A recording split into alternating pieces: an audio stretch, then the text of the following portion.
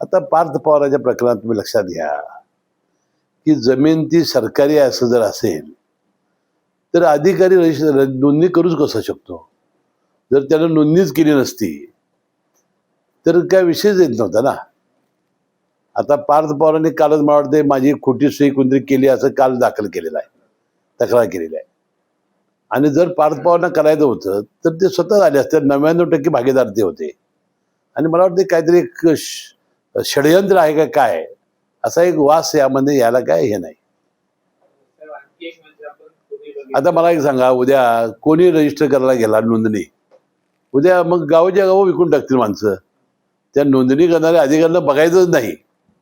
पण जर पैसे किती घेतले ते असते ना त्यामध्ये, रोखीने किती घेतले, चेक किती घेतला, काही संदर्भ नाही. म्हणजे एखादा अधिकारी अशी इतकी मोठी चूक कशी करू शकतो. आणि एकूणच या सगळ्या प्रकरण जर बघता तर राष्ट्रवादीला फक्त टार्गेट करायचं प्रयत्न, राष्ट्रवादी काँग्रेस पक्षाला टार्गेट करण्याचा किती कुणी प्रयत्न करू दे, राष्ट्रवादी काँग्रेस पक्ष हा अतिशय सर्वसामान्य जनतेच्या जवळचा जिव्हाळ्याचा पक्ष आहे. अजितदादा पवार हे आमचे जे नेते आहेत हे काम करणारे नेते आहेत अशी एक भावना आहे. आणि आज काही जरी म्हटलं तरी त्यांच्याबद्दल एक लोकांच्या बद्दल एक काम करणारा नेता, वक्तशीर, शिस्त पाळणारा नेता अशी त्यांची ख्याती आहे.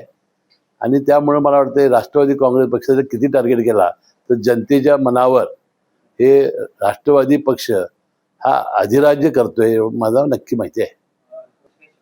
हे बघा, गेल्या परवा नगरपालिकेच्या निवडणुकीमध्ये सुद्धा काही ठिकाणी चंदगडला झालं, काही ठिकाणी ते झालं आणि याही वेळेला काही ठिकाणी होण्याची शक्यता आहे. आता त्यामध्ये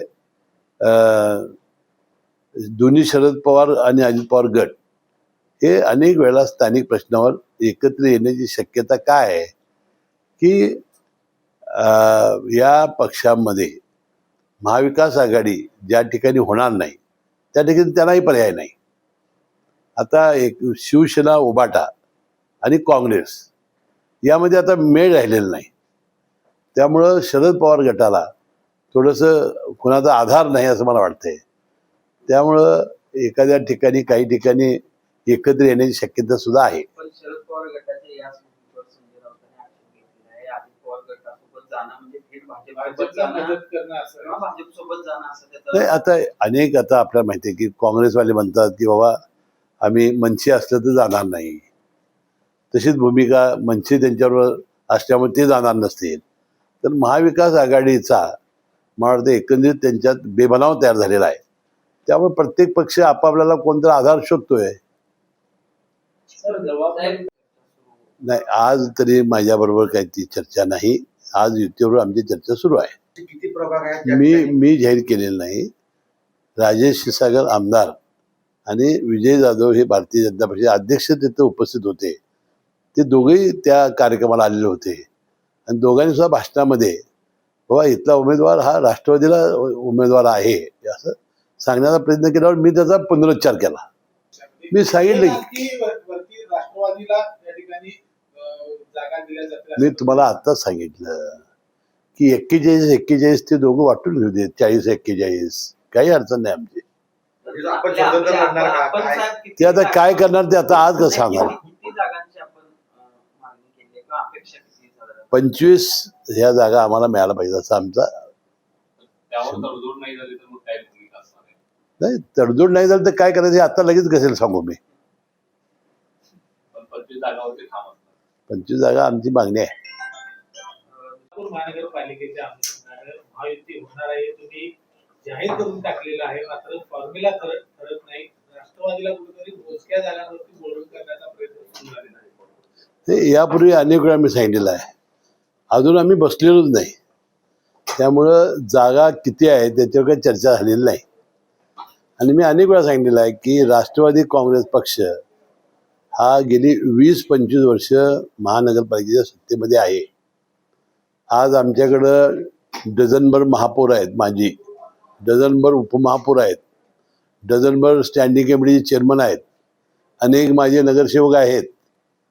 त्यामुळं आता दोन्ही पक्षांची जे आमची बैठक आहे त्यामध्ये फॉर्म्युला अद्याप ठरलेला नाही.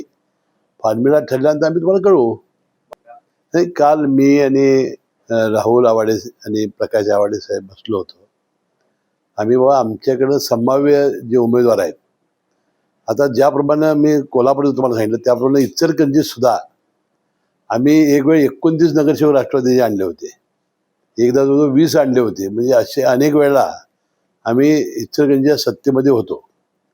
आता आम्ही बाबा किती आम्ही संभाव्य उमेदवार देऊ शकतो याची लिस्ट आम्ही काल बाबासाहेब पाटील आमचे जिल्ह्याचे अध्यक्ष यांनी हळवणकर साहेबांनी दिलेली आहे, माझे आमदार, आणि मी स्वतः आवाडे साहेबांनी दिलेली आहे. त्यांनी आज आम्हाला संध्याकाळपर्यंत आम्ही काय करू शकतो याची साधकवादी चर्चा झाल्यानंतर मग सीटवर आम्ही चर्चा करू. नाही, मी आज काही वाचलं आणि प्रज्ञा सातव या म्हणजे किती काँग्रेस पक्षावर लोकांचा विश्वास राहिला नाही बघा. 5 वर्ष त्यांची आमदारकी शिल्लक आहे, तरी सुद्धा त्या राजीनामे देऊन भाजपमध्ये जात आहेत. आता तो नंबर विरोधी पक्ष नेत्याचा कमी करण्यासाठी जात आहेत असं आज मी वाचलं. आता वास्तविक माझ्या मित्र अनेक दिवस आता काय घालून बसले होते, विरोधी पक्षाचं हे घेऊन बसलेले होते. मला वाटते बिचाऱ्याचं दुर्दैव आहे. नाही, राष्ट्रवादी काँग्रेस पक्षाच्या दृष्टीने दुर्दैवी घटना आहे.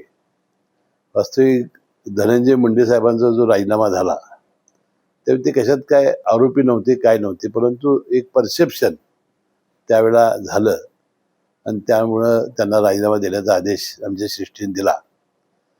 आणि आता कोकाटे साहेबांची जी घटना ही 1985 सालची आहे. म्हणजे राष्ट्रवादी काँग्रेस पक्षामध्ये ते येण्याच्या पूर्वीची त्यांची ती घटना आहे.